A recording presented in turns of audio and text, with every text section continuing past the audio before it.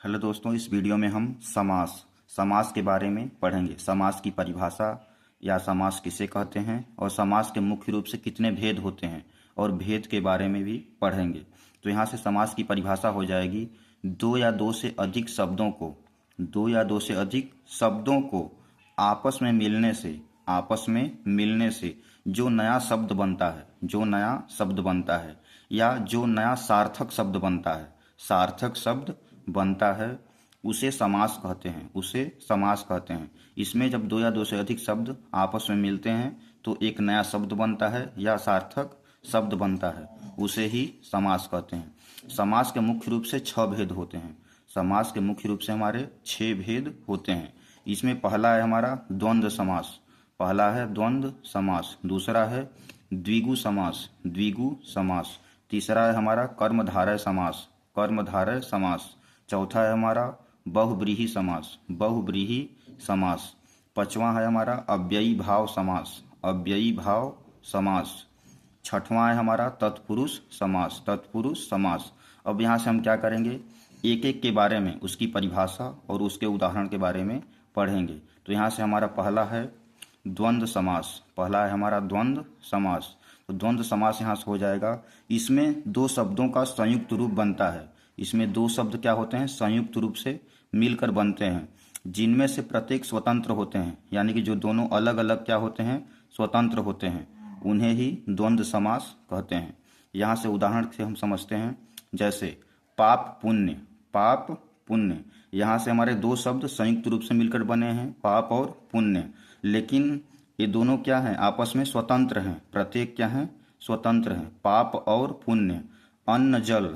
अन्न और जल, सीता और राम, खरा खोटा।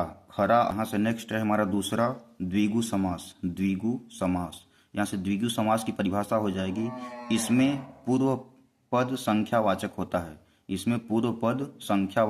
होता है तथा उत्तर पद प्रधान होता है।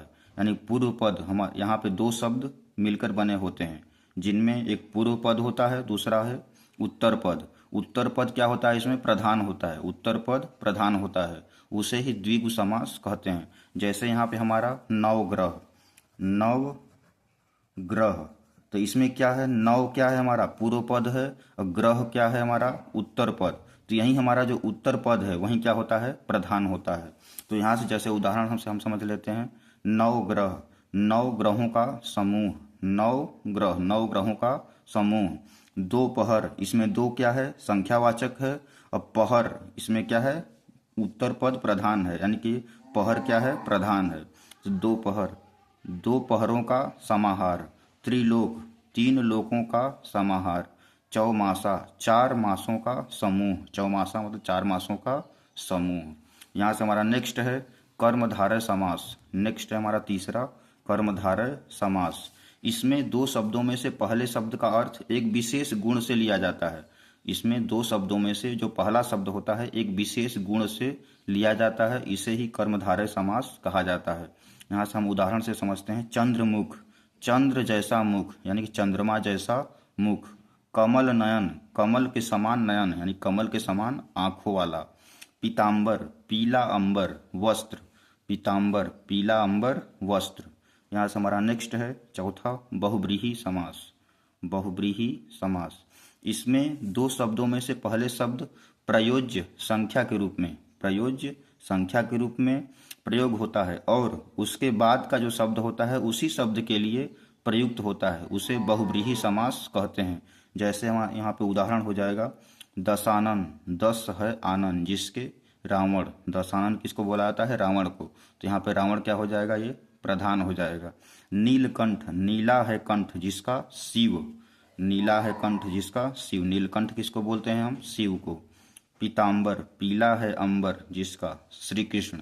यहाँ से नेक्स्ट है पांचवा अव्ययी भाव समास।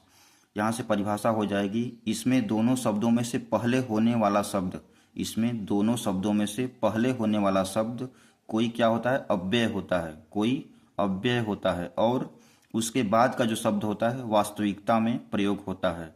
पहला शब्द अव्यय होता है और दूसरा जो शब्द प्रयोग होता है वो वास्तविकता में प्रयोग होता है, उसे ही अव्ययी भाव समास कहते हैं।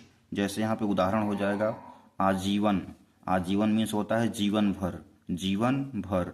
दूसरा उदाहरण है भर पेट, पेट भर कर। तीसरा है यथाक्रम, क्रम के अनुसार, क्रम के अनुसार।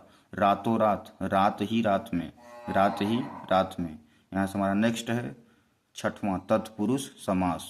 तत्पुरुष समास की परिभाषा हो जाएगी, तत्पुरुष समास में उत्तर पद प्रधान होता है। इसमें उत्तर पद प्रधान होता है, पूर्व पद अप्रधान होता है। इसी के साथ दोनों पदों के मध्य में कारक का लोप होता है, कारक का लोप रहता है। तो इस प्रकार के समास को तत्पुरुष समास कहते हैं। तो इस प्रकार के समास को हम तत्पुरुष समास कहते हैं। यहाँ से उदाहरण हो जाएगा जैसे तुलसीदास कृत, तुलसीदास कृत यानी कि तुलसीदास द्वारा कृत या रचित। तो यहाँ से ये रहे समास के परिभाषा तथा उनके भेद।